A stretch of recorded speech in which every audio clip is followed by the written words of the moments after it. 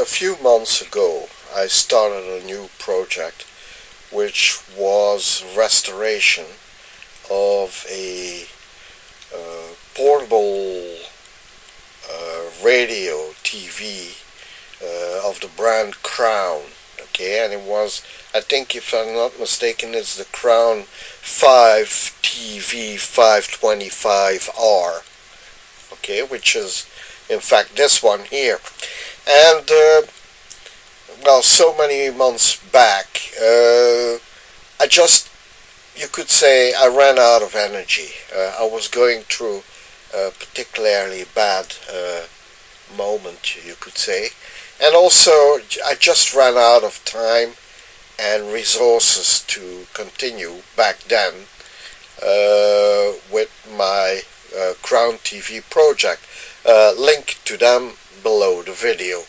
Now, there are three problems that need tackling on the Crown, which is one, a collapsing image on the CRT. So every few minutes or so, the image on the CRT just collapses completely and stays like that for roughly a minute or so, and then it comes back up again. So that's a weird fault that certainly needs tackling. I mean, if the image keeps collapsing, the TV is pretty useless. Also, while I was working on the Crown, the tuner simply stopped receiving any signal, so normally I pump in some signals with a test generator to see whether everything functions normally, and no matter what sort of signal I kept pumping in through the let's say the antenna input, I just couldn't tune in to it any longer. So I suspect there is a problem with the tuner. So that's the second problem. The third problem is that the radio tuner has a tuning LED right here, in fact. Okay, and this LED lights up brightly when the radio is tuned perfectly to a certain radio station, and it just doesn't work. So the LED doesn't light up at all. So we need to figure that out as well. Alright, so as you can tell, the image collapsed completely towards the center of the CRT, and even though on the camera it looks reasonably bright, it's very, very faint when I look at it with my own eyes. The current the TV is drawing right now is 270 milliamps, and the voltage is roughly 7.5 volts coming from the power supply. So that seems a bit low to me. Now when the image bounces back up, let's say, then the voltage rises to about 8.5 volts. Right now the transformer and the power transistor, in fact, are pretty cool, so they're not overheating or anything. So that seems to be okay. So what I'm doing actually is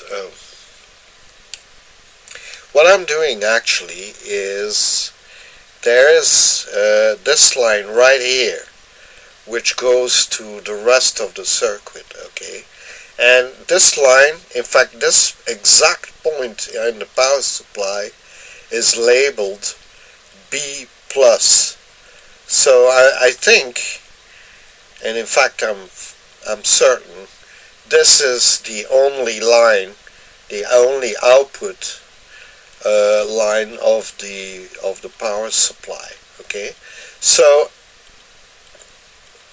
in this line here I put my current meter, which is this one right here, which is right now reading 260 milliamps, because I'm on the 20 amps DC current voltage setting. Okay, and I'm measuring the voltage over ground, so this ground here, in fact this ground and that point, and right now I'm measuring 7.5 volts. So this is what the image should more or less look like. Okay, and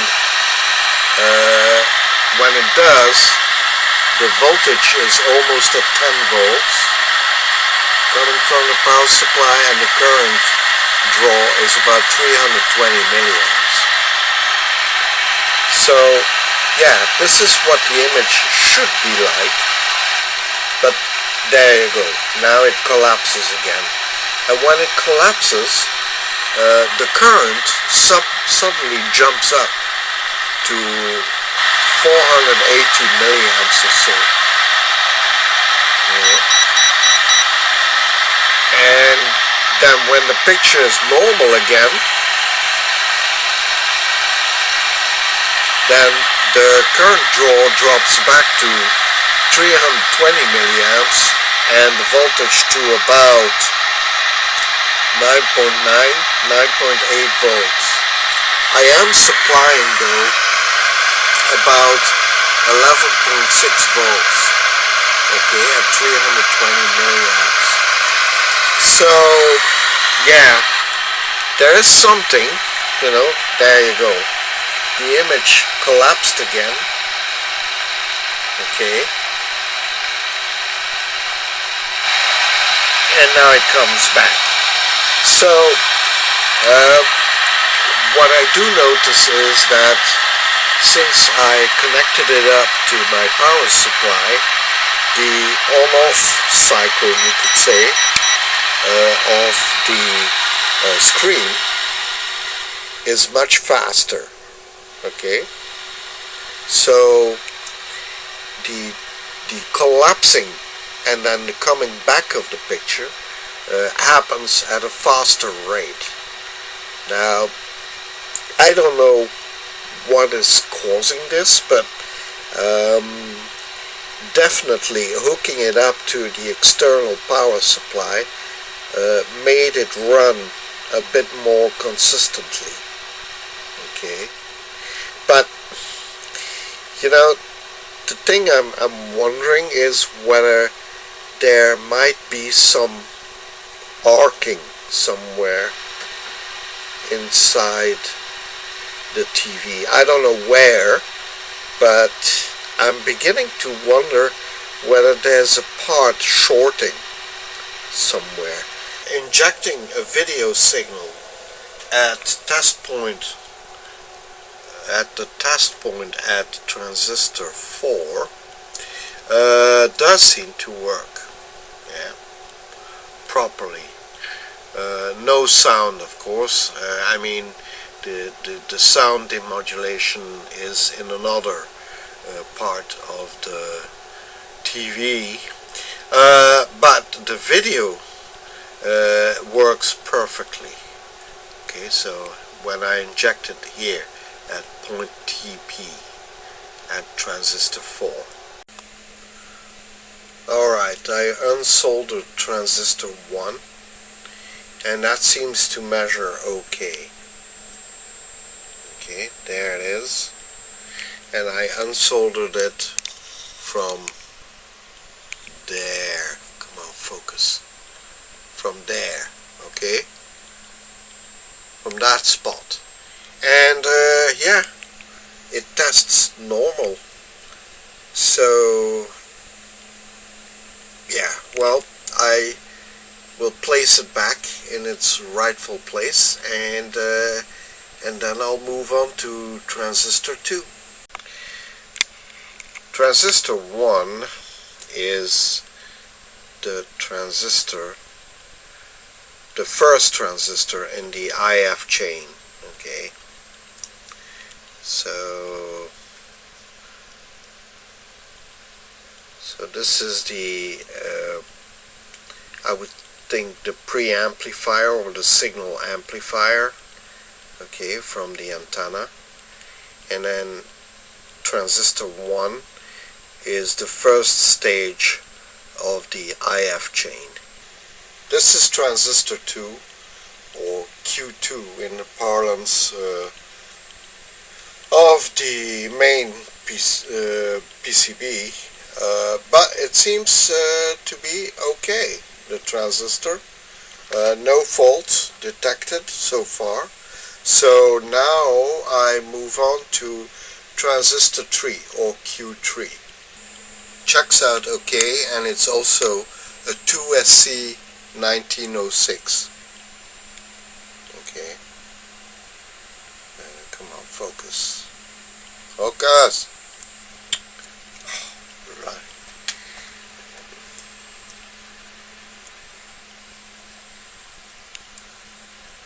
There you go. The 2SC 1906.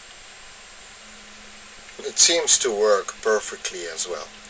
So unfortunately, and I unmounted it from, let me show you, from exactly down there, right there. Okay, so that's the position of Q3, or transistor 3. So all the IF transistors seem to check out. In that case, the search moves on now to the tuner, I would say. I'm almost tempted to say SETI Alpha 5 checks out, but since we're not on the Enterprise and I'm not making this video specifically for Trekkies, I should say, well, all the IF transistors checked out. And you know, come to think of it, I should have thought about it a bit more, and I should have realized that the moment I see snow on the CRT, of course,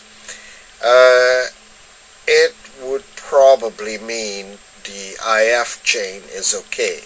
So yeah, the IF transistors check out, so I soldered them back in.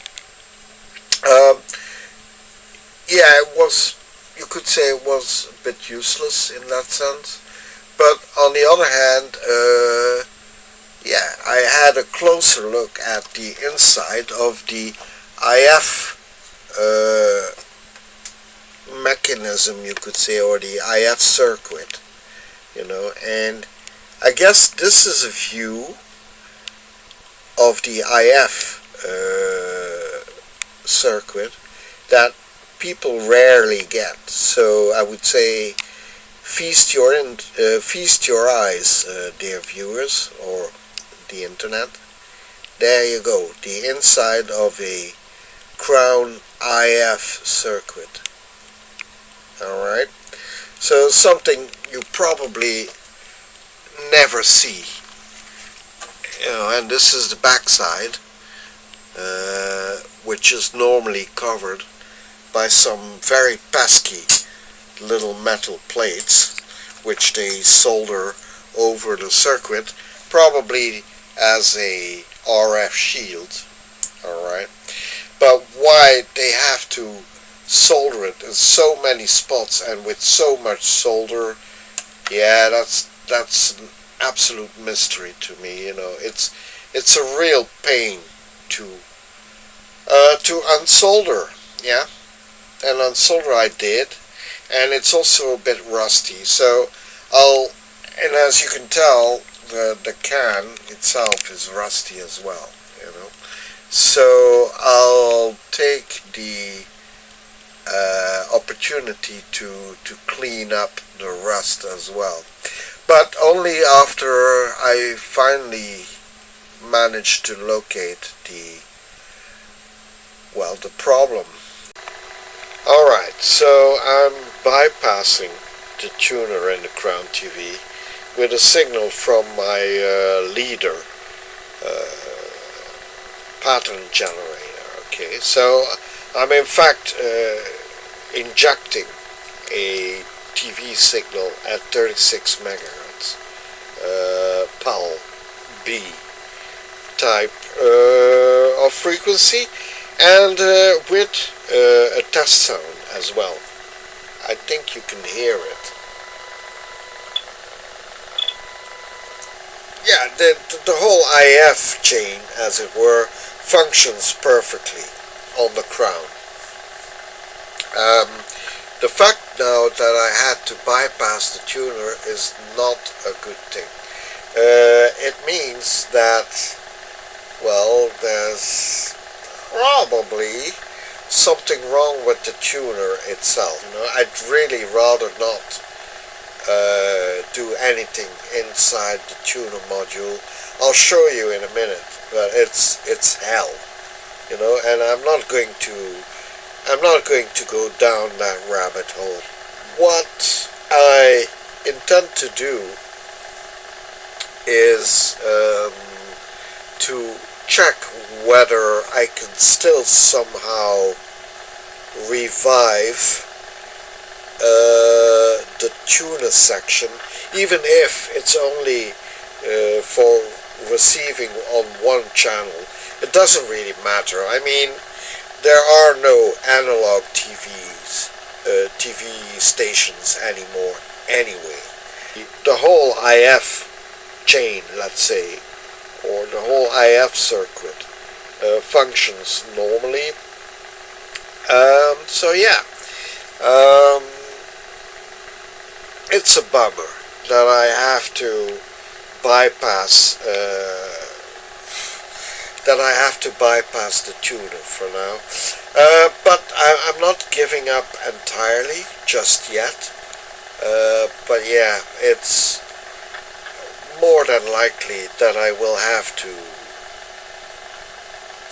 permanently bypass the tuner unless I can find an old Crown TV somewhere that could be a parts donor, and out of which I could possibly extract, let's say, a still working tuner.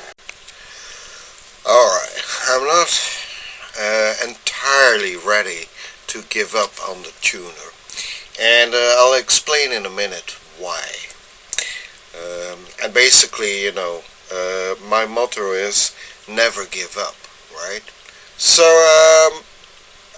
like I said, I'm not entirely prepared yet to give up on the tuner, because I investigated the schematic of the Crown, and I discovered something which I'm going to explain right now. So you remember that in previous part of the video, the picture was sort of egg-shaped, right? So in other words, the linearity of the image was, to use vernacular, was really crappy, okay? And when I examined the schematic, I noticed a couple of things. And so right here on the schematic, okay, so this is the high voltage part of the Crown. Okay, so this here is the, come on, stay bright. This part here is the, you could say, the high voltage coil that generates the high voltage for the CRT up here. Well, let me show you. So this coil right here yeah, generates the high voltage that goes to the CRT up here. Alright? Now, the secondary, quote unquote, of the high voltage coil is being used for a number of things. Among other things, the horizontal deflection, but it also has a branch here, yeah, which is used for the vertical linearity. And how do I know that? Well, in the service manual, they say that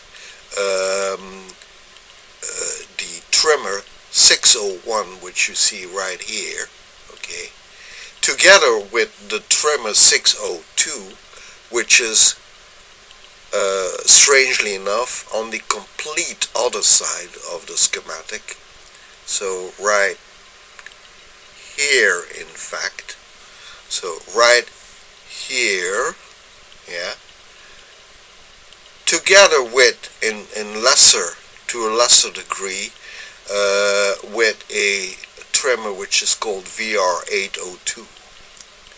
Alright, so this trimmer, the 602 and the 601 I just showed you, are used for the vertical linearity, in fact, so the overall shape of the image, right? The symmetry you could see in vertical direction of the image. And when I turn the trimmer 602 and the 601, both, nothing happens. Absolutely nothing. Nothing changes in the image. And that sort of made me think that, well, you know, there might be a problem with it. You know, I'm not sure where exactly, but if you look at the trimmer here, the 602, yeah, it's attached to ground. You see here, ground, and in other words, voltage that comes from this direction here is being partially deflected to ground and partially deflected to this block here. And what do you know? What is this block here? The tuner. Now, isn't that a bit weird that we're having a tuner problems and at the same time we're having deflection problems, right? So vertical linearity problems. Now, I know it sounds a bit weird. What would a vertical linearity voltage have anything in common with a tuner of all things? For the vertical linearity of the image, you need a certain voltage, right? And that voltage is clamped to a certain level by this Zener diode here. I looked it up, this Zener diode, so, and it's called D605 on the schematic. This Zener diode is specified as being a Zener diode for 33 to 36 volts positive DC.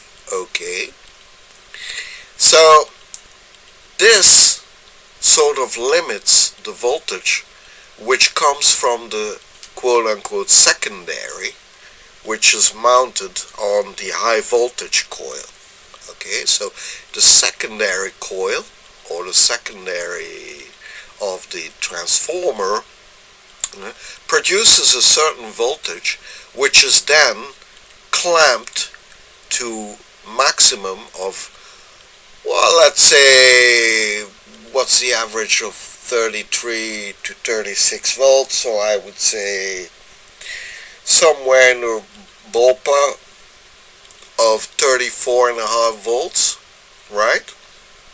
So, and probably there is a problem here, okay, with this voltage, because, well, like I said, when I turn this trimmer, nothing happens with the linearity. So in fact the shape of the image, yeah, doesn't change. The linearity, as they call it, doesn't change. Now, why would that be? And one of the reasons that I can imagine that would be is because this Zener diode here is shorted, yeah, and in fact pulls down the voltage to ground, yeah, because this is ground here, you see. So if this Zener diode is shorted, then no potential can exist here, right? Then virtually ground is moved up here, and so there is absolutely no voltage going up into the vertical deflection circuit. If there's something wrong with the Zener diode, then there's no voltage to be had to be used for the vertical linearity. Now, why would that have any importance for the tuner? Well, the Zener diode clamps the voltage to about 35 volts DC, right? Or thereabouts.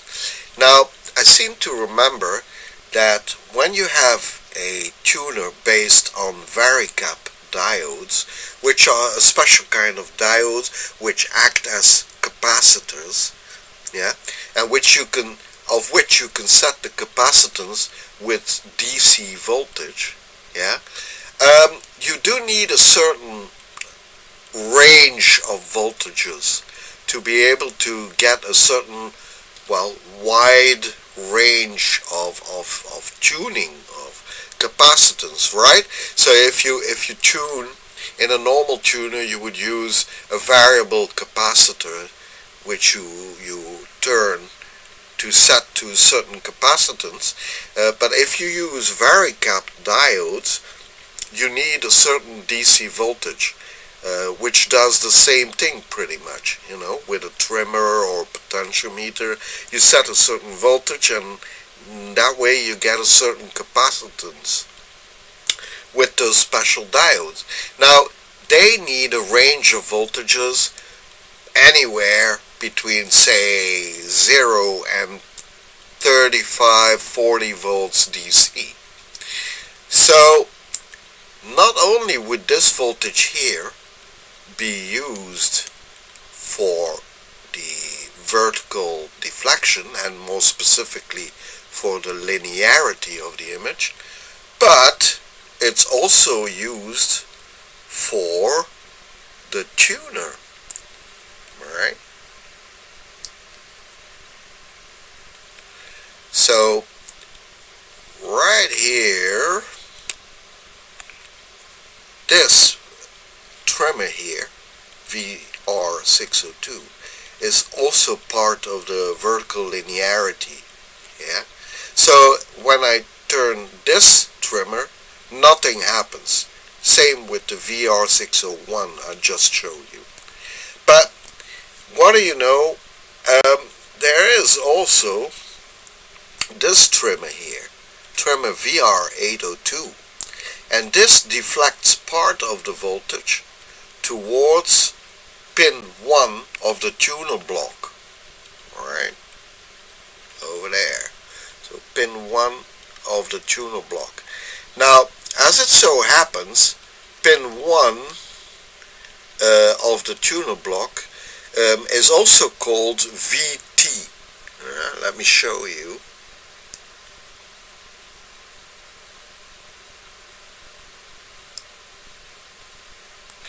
So this is the tuner, right? And pin 1 is exactly this pin here. Yeah. And it's called VT. So voltage tuning, I'm guessing. Yeah. This is ground. This is automatic gain control. That's also something that we might have to investigate. And that's the B+, so the supply voltage, right? So you do need DC voltage to be able to do electronic tuning. I mean, not mechanical by turning some capacitor or something, but by applying voltage to a varicap diode. And in fact, the symbol for the varicap diode is down there, right? This is a varicap diode, okay? So VT, which you see up there, needs a voltage range of between, say, ground, so 0, and 35 to 40 volts DC. Alright, the Zener diode is down there on the PCB, and I'm going to measure the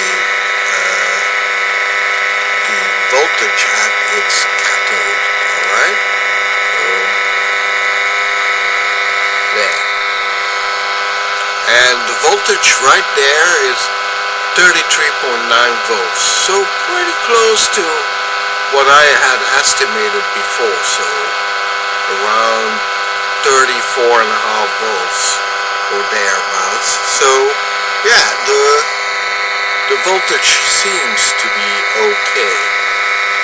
So probably the Zener diode functions normally. Alright, after measuring all the voltages all over the circuitry, I finally found the problem, and as you can see, I fixed it as well. Actually, the fix was ridiculously simple. It appeared one of the potentiometers, or I should say one of the trimmers on the PCB, was simply very dirty, and I had completely forgotten to clean it. So after some very thorough cleaning with contact cleaner, everything seemed to be everything started to work normally. As you can tell, the image is now perfectly stable and symmetrical.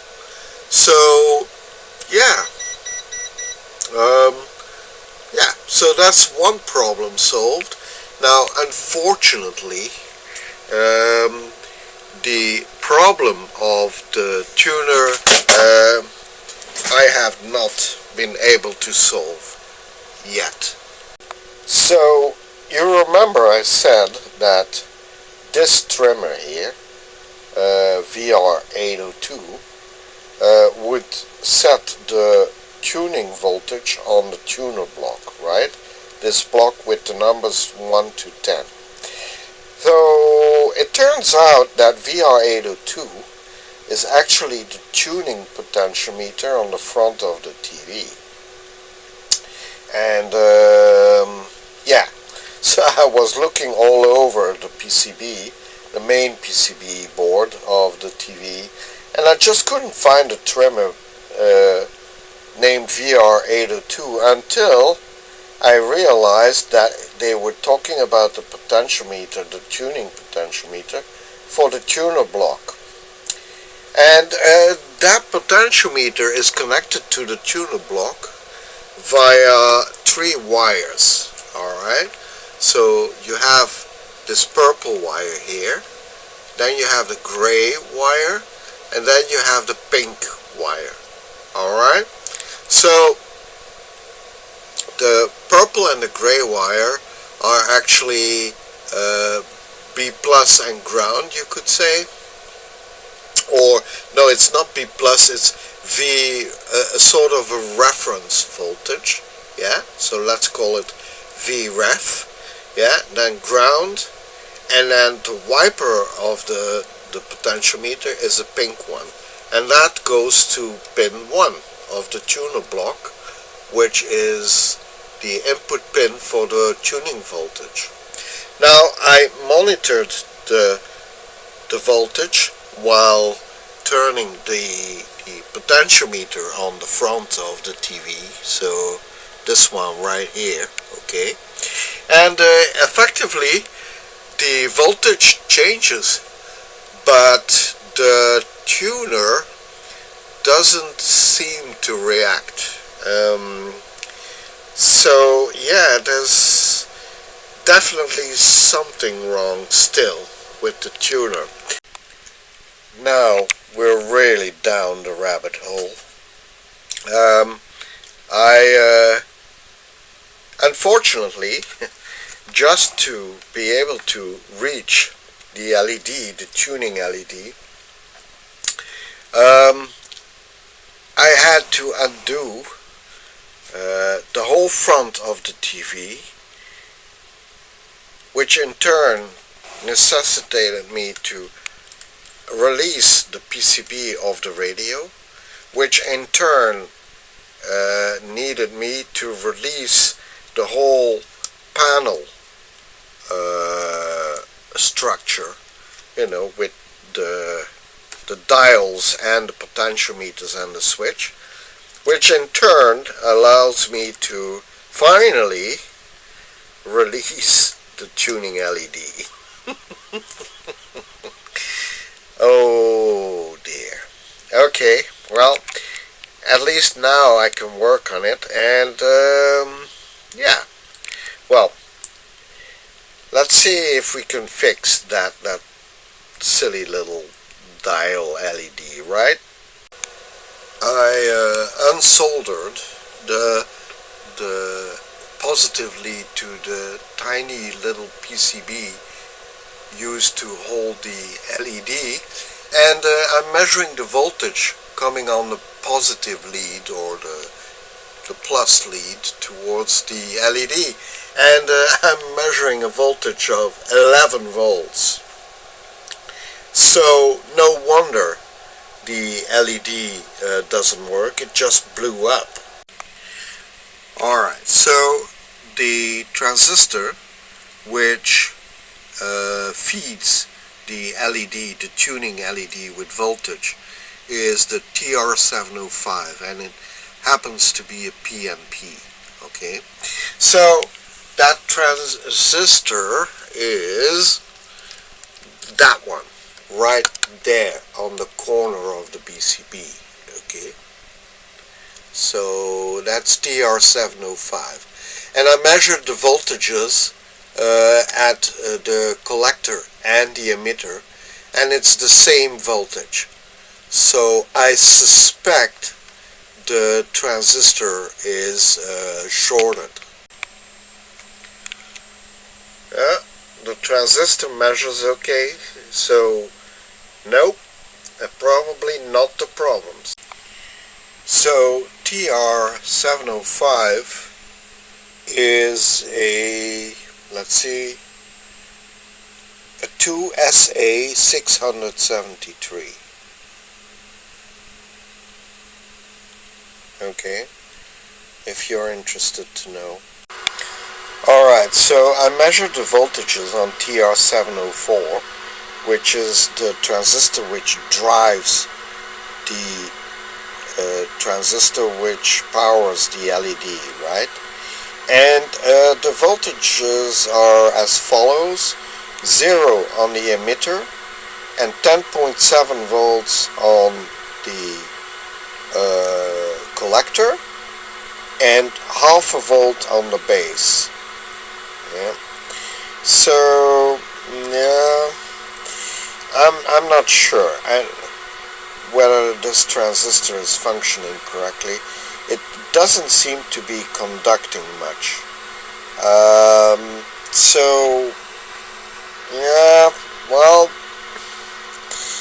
maybe the voltage which is driven onto its base is a bit on the low side. I think I may have found the problem. These two diodes here, D704 and D703, which by the way are marked on the PCB as CR704 and CR703, form a sort of a voltage divider, alright, because you see 704 is butting up to 703, alright, with its cathode. Now I measured both diodes. These are supposed to be 1N60 germanium diodes, alright. I measured them, and although characteristics of germanium diodes are not quite the same as silicium diodes, I did find out that one of the diodes, and in fact it's the diode 703, measures very low resistance in one direction and exactly the same resistance in the other direction. In other words, D703 is practically a short, you could say. D704 measures, let's say, correct for a diode, okay? So very low resistance in one direction, high resistance in the other, yeah? So D703 is definitely bad, and I'm going to replace it by a modern produced 1N60 diode, okay? So this will be the replacement diode. And I took out the other diode as well, and well, given the problem I have with this diode, I might just as well replace the other two. Alright, the tuning LED works, and I made a slight change to it, in the sense that I changed the current limiting resistor for replacing the green LED with a blue LED. Okay, blue LED needs slightly more voltage and a little bit more current, so that's why I had to change the resistor basically. But now I can show you the LED changing as I tune the radio. Okay. Now I can't make you listen to the radio for obvious reasons, but I can show you how the LED reacts when I'm tuning. Alright, that is, if I manage to keep it in the image. Okay, there you go. So when I turn the tuning capacitor, watch the LED. You see? As soon as I come close to a transmitter, so that I'm spot on the transmitter, the LED is at its brightest. If I go to another transmitter, radio station, the LED weakens. Yeah.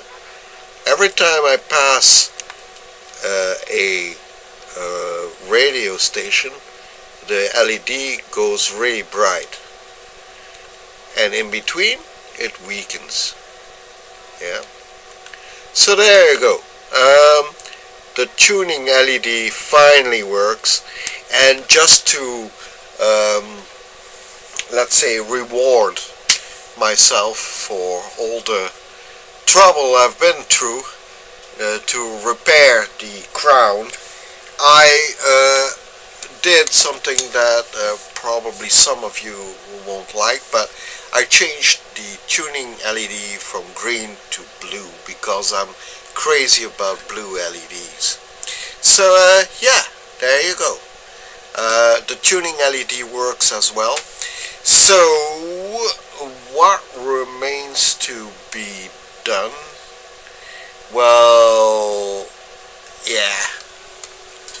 What do you think?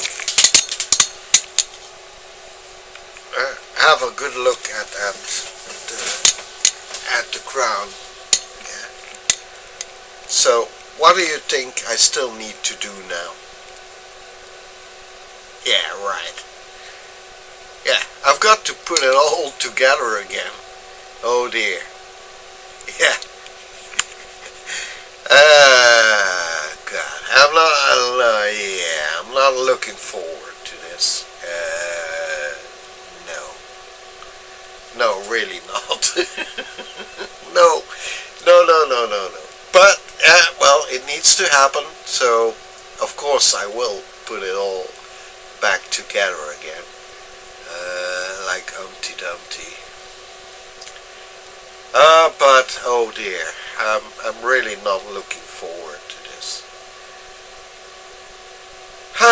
Anyway, there you go. So, give me a moment, a long moment, to put it all together again.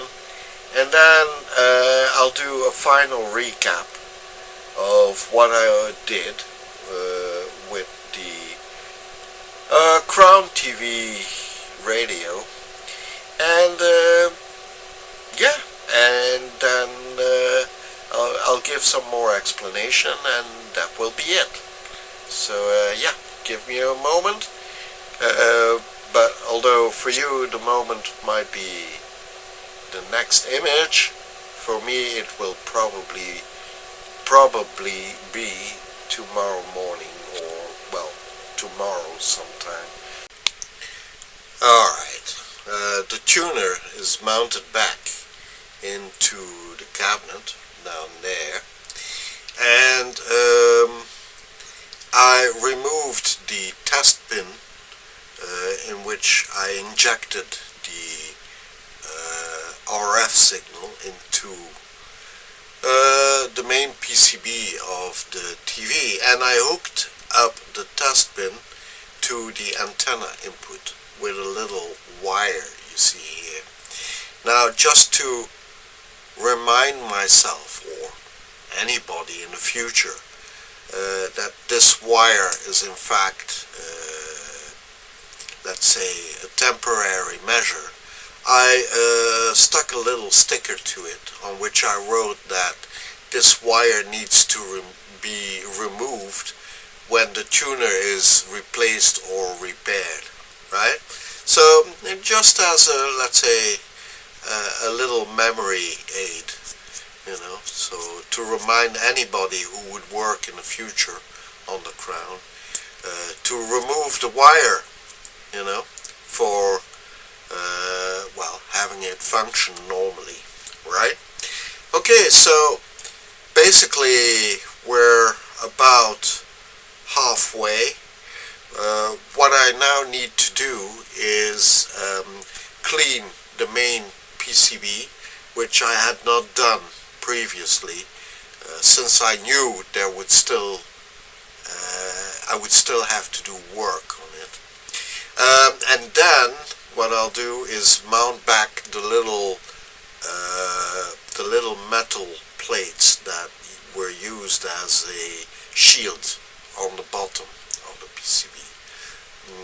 I'm going to solder them back, but I'm not going to use as much solder as originally, because that is really silly, you know. If you need to work on the PCB and you've got to unsolder huge globs of solder to get to the PCB, that's really silly, you know. Obviously, when you're going to solder a print board or close to a print board with a big iron like this, you better keep your attention on the job.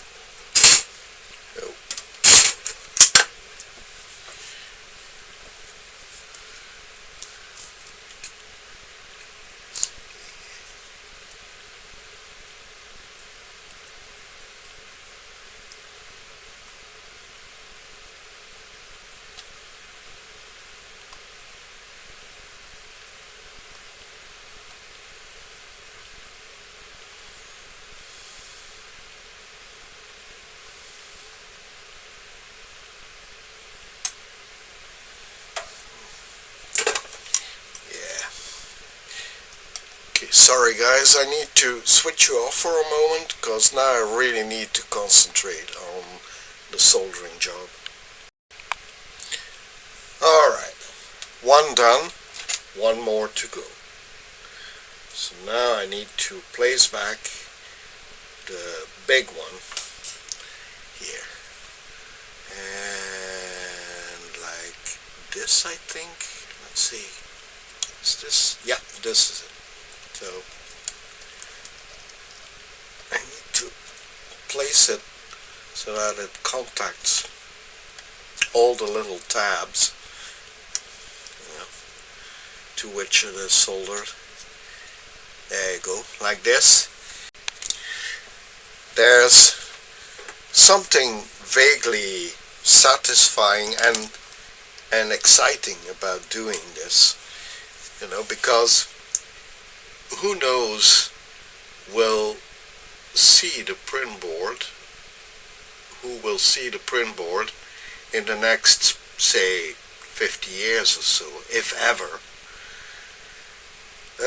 and see the print board the way I saw it now in 2023, right? Who will it be? Will it be a boy? Will it be a girl? A man? A retiree? Hell, for all I know, it could be even an alien, right? Yeah, who's keen on Terran archaeology. Who knows? Yeah, maybe it might be an archaeologist who opens up this TV, yeah, instead of somebody who's into electronics, right? So yeah, it has something vaguely exciting to close up, as it were, the print board underneath its shield, and to imagine somebody in who knows how long who will open it back up again, and for what reason, right? So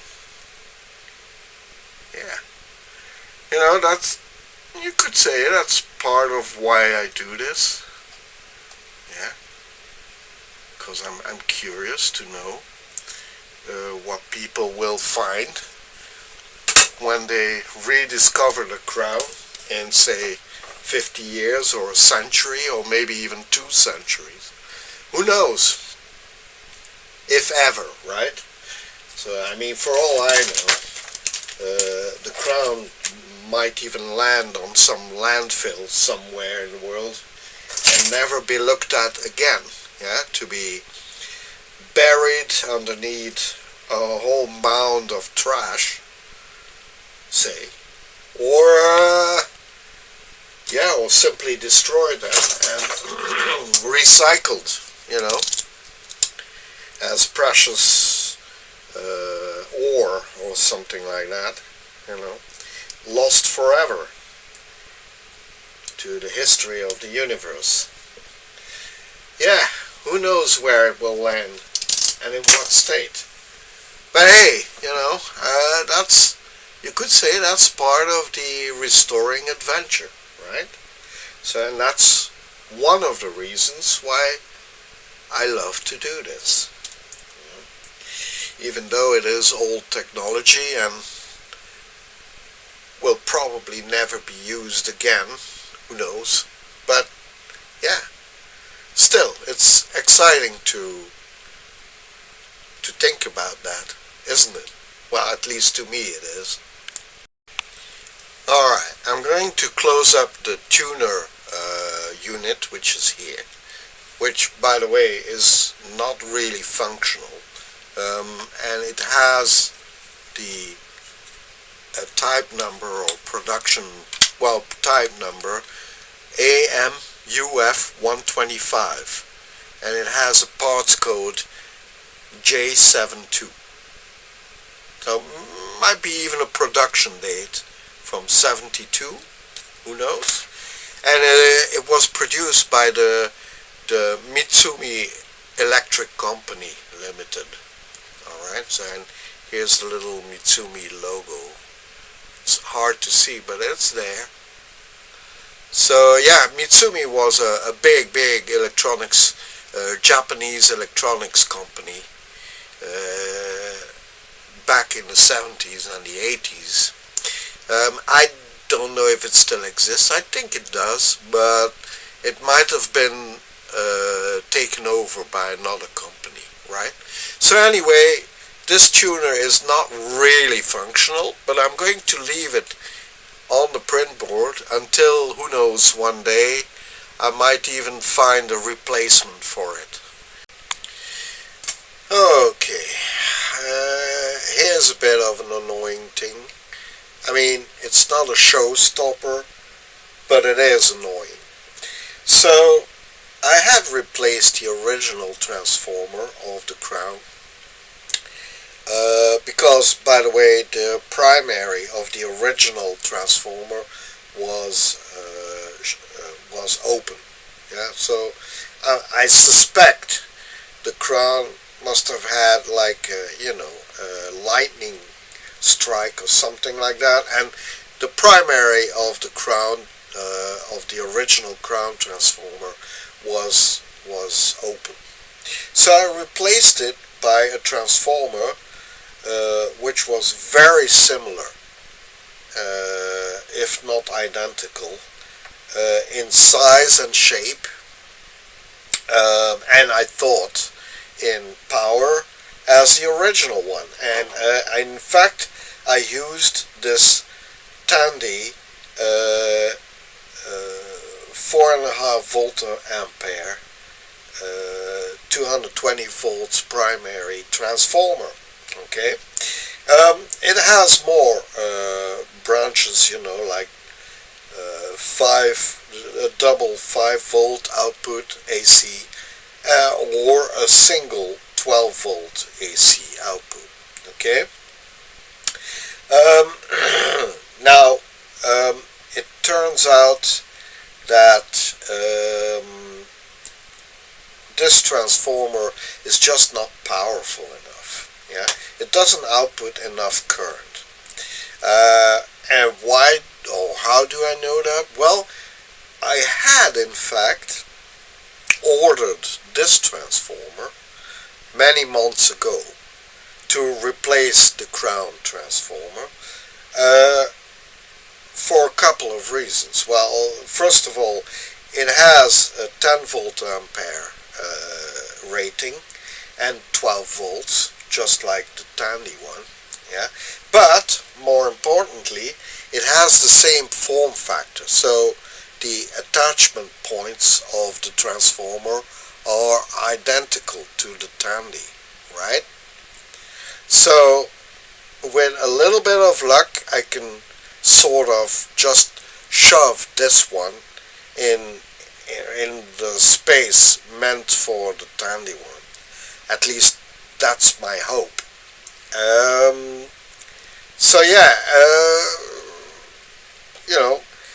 unfortunately, this transformer, I had hoped that this transformer would work, but it's just a little too weak, so at 12 volts it would output something like 370 milliamps, and that just isn't enough for the TV part of the crown. The crown uses close to 450 milliamps, right? Something this poor little transformer just can't supply. Now, I tested it out with this one, yeah, and it works perfectly, yeah. So, yeah, unfortunately for me, the rating of this Tandy one is just not good enough. It's a pity, because shape-wise and all, it resembled much more closely the original transformer. But okay, too bad. So yeah, I'll replace this transformer by this one, which is a modern one, but at least the crown, at least the TV part of the crown, will work normally. Alright, so the replacement transformer is mounted inside the case, as you can probably tell. Yeah. It was a tight fit, but nonetheless, I succeeded in fitting it in. Yeah, right there. Okay. So, and what I actually had to do, unfortunately, was it didn't fit exactly on the spot of the old transformer. So I had to fix the replacement transformer with a lot of Kapton tape. Okay, this is heat resistant tape they use to put around transformers, in fact, or wiring that gets hot or stuff like that, you know. So yeah, I kept the transformer in place with that, and it won't budge. It won't go anywhere. Okay, so yeah, I also fitted a fuse holder to it, and there's an 800 milliamp fuse inside the fuse holder. Okay, which is, by the way, recommended by the inscriptions on the transformer. Okay, so there you go. So all I need to do now is place back the underside of the crown TV, and then give it a one last clean on the outside, and then show you the final result. And here it is, the finished crown 5TV-525R. Certainly not the prettiest restored TV radio in my collection, but it is a fine example of the early 80s style, you know, when you could say the military style became old-fashioned, right? So, yeah, what can I say of it? Well, it's a pretty good radio, and actually the image quality is not bad at all either. But this portable TV radio has had a very, very rough life. Now, you might not see it as such. I mean, I did restore it somewhat. I repainted the bezels, I cleaned everything, and yeah, it looks presentable.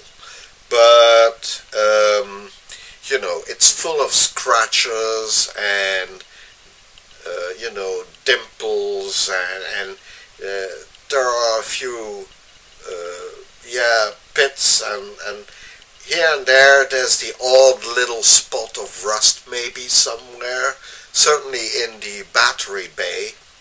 But yeah, I can say this one has been enjoyed probably a lot by its owner. Yeah.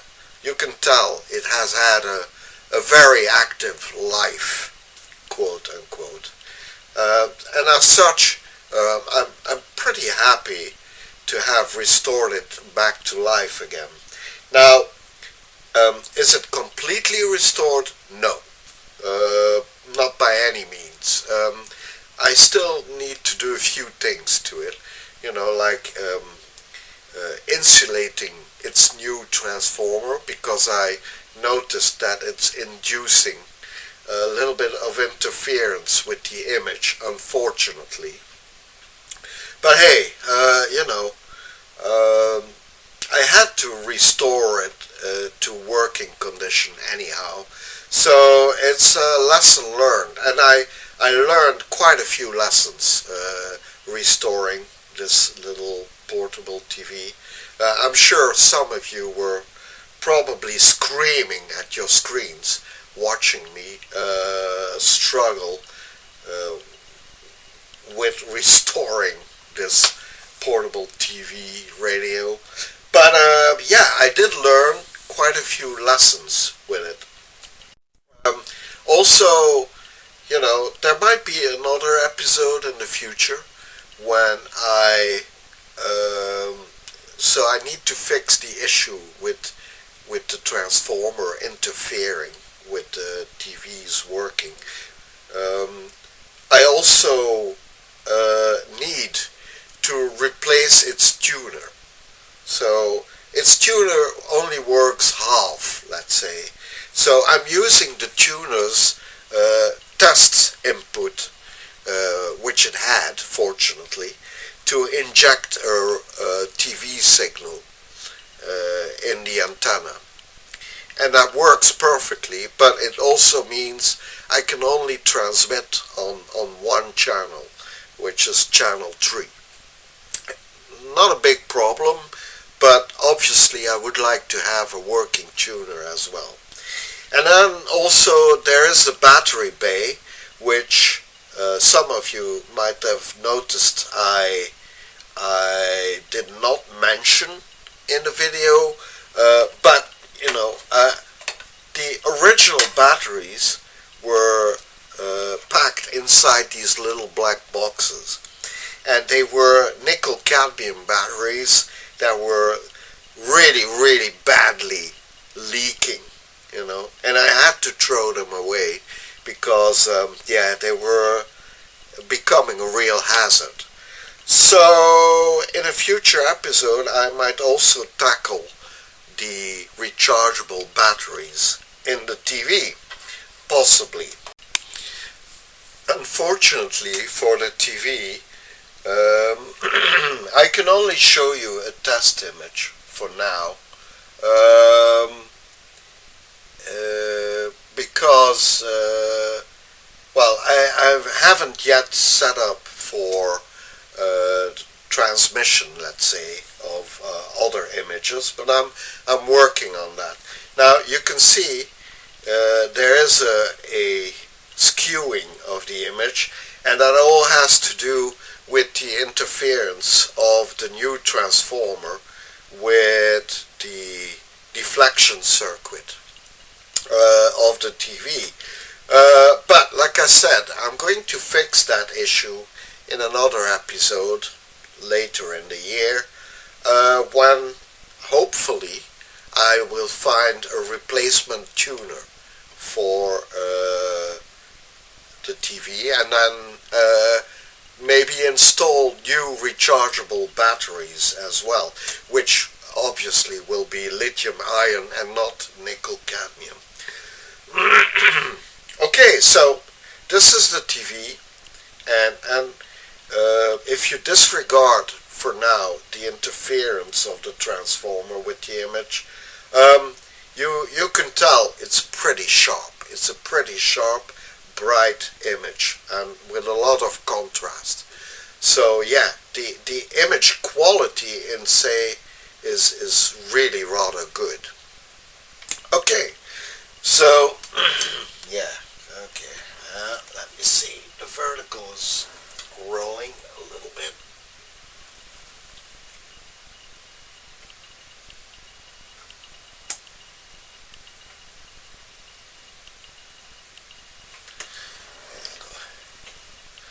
Okay, so there you go. Aside from that issue with the transformer, the TV actually works quite well, and it's something that I will fix in the future. So let's run now through the tuner stations. Obviously I'm not going excuse me, I'm not going to linger on any particular station, but I am going to draw your attention to the tuning eye and let you listen to the sound quality.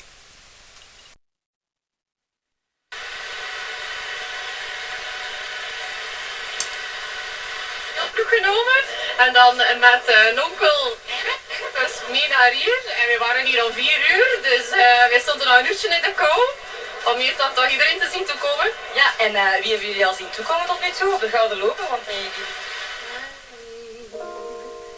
in the way we can.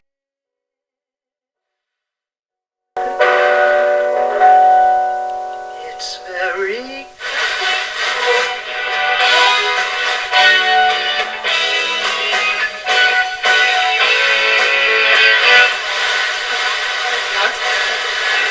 Ja, weet wat voor is.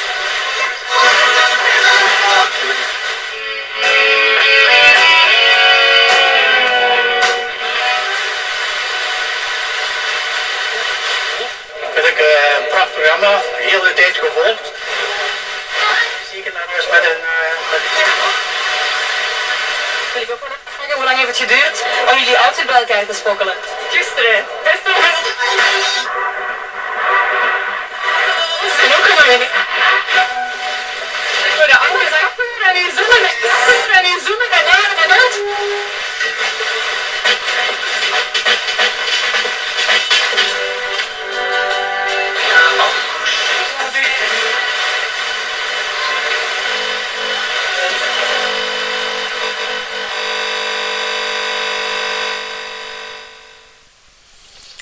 There you go. A quick scan of the FM band. So, I hope you all enjoyed watching the restoration of the Crown portable TV, the 5TV-525R. And yeah, well, thanks for watching.